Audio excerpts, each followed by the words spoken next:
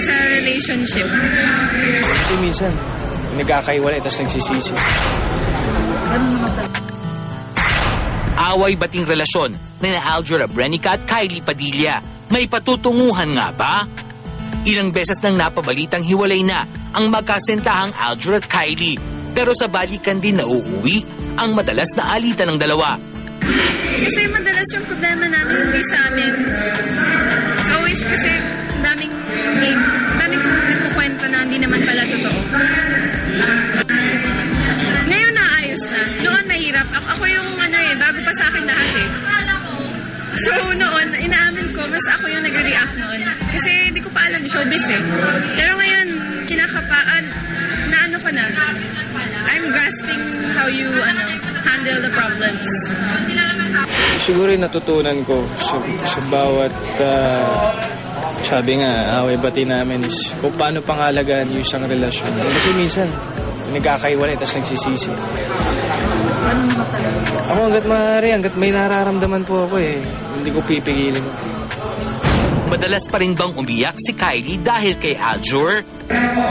Iyak pa rin syempre, mahal mo yung tao eh. Palagi naman may mangyayari.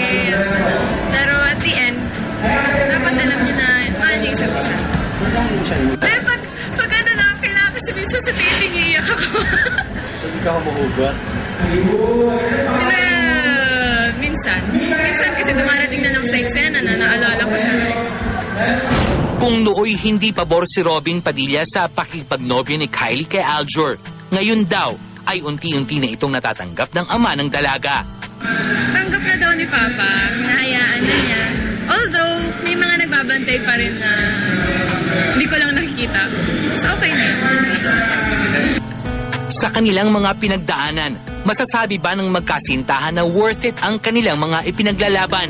Sobrang dami, pero worth it. Kasi hanggang ngayon kami pa rin.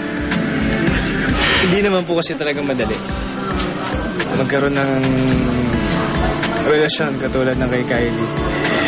Pero ang importante, siguro yung gaano katimbang, siguro yung kasiyahan na naibibigay sa akin. Masaya, basta masaya. Masaya kami ngayon.